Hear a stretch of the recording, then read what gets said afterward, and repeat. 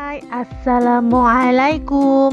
Ketemu lagi dengan Miss Rahmi. Kalian sudah siap belajar? Oke, hari ini kita akan belajar tentang pengaruh kondisi geografis Indonesia sebagai negara maritim terhadap transportasi masyarakat. Indonesia dijuluki sebagai negara maritim sebab sebagian besar wilayah Indonesia terdiri dari perairan dan merupakan negara kepulauan. Luas lautan Indonesia mencapai 3 juta kilometer persegi. Ada 2 samudra yang mengapit negara kita, yaitu Samudra Hindia dan Samudra Pasifik. Jumlah pulau di Indonesia yang tercatat hingga tahun 2021 ini adalah 17.000 pulau.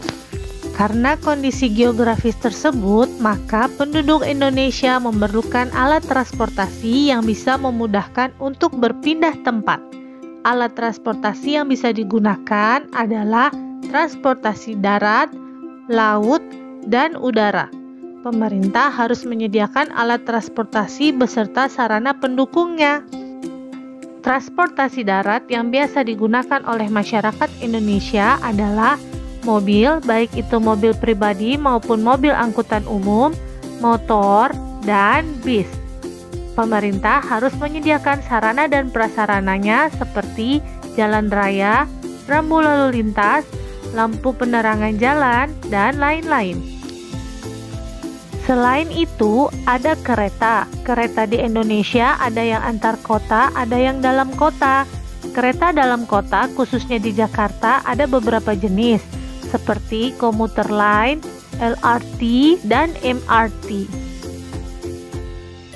Selanjutnya, transportasi air. Karena Indonesia negara kepulauan yang dikelilingi oleh lautan, maka dibutuhkan sarana dan prasarana agar antar pulau itu bisa terhubung.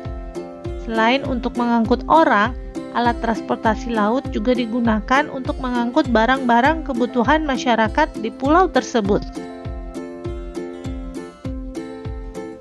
Biasanya, masyarakat Indonesia menggunakan alat tradisional seperti perahu untuk menyeberang apabila jaraknya dekat. Sedangkan, untuk yang jaraknya jauh, maka dibutuhkan kapal laut. Transportasi penghubung antar pulau harus didukung dengan ketersediaan pelabuhan yang memadai agar bisa meningkatkan mobilitas masyarakatnya. Selanjutnya, transportasi udara yaitu pesawat. Penggunaan pesawat sebagai moda transportasi penghubung antar pulau harus didukung dengan sarana pendukung, seperti bandara atau lapangan udara. Fasilitasnya juga harus dipenuhi. Untuk pulau-pulau besar dan kota-kota besar, dibangunlah bandara yang mampu menampung pesawat-pesawat besar dan banyak. Sedangkan di pulau-pulau kecil, dibangunlah lapangan udara yang hanya mampu menampung pesawat-pesawat kecil atau pesawat-pesawat perintis. Namun, biaya untuk menggunakan pesawat biasanya lebih mahal jika dibandingkan dengan menggunakan kapal, sehingga masyarakat lebih banyak memilih untuk menggunakan kapal saat berpergian antar pulau. Jika penyediaan dan penggunaan moda transportasi antar pulau memadai, akan sangat membantu kehidupan masyarakat. Mengingat luas wilayah Indonesia yang sangat luas dan berupa kepulauan, sehingga mempengaruhi pemerataan program pembangunan dan hasil-hasilnya. Pengaruh kondisi geografis Indonesia sebagai negara maritim terhadap transportasi masyarakat ini juga memberikan dampak positif dan negatif.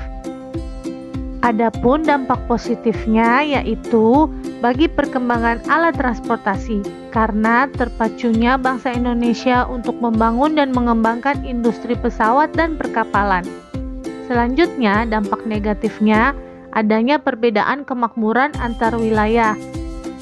Perbedaan itu antara lain adalah ada daerah yang sangat maju, namun juga ada daerah yang masih sangat tertinggal. Selain itu, harga barang kebutuhan di satu pulau juga berbeda dengan harga kebutuhan di pulau lain. Semakin jauh tempatnya, semakin banyak biaya transportasi yang dikeluarkan, sehingga harga barangnya pun semakin mahal. Oke, itu tadi materi pembelajaran kita hari ini. Terima kasih telah menyaksikan video ini sampai akhir.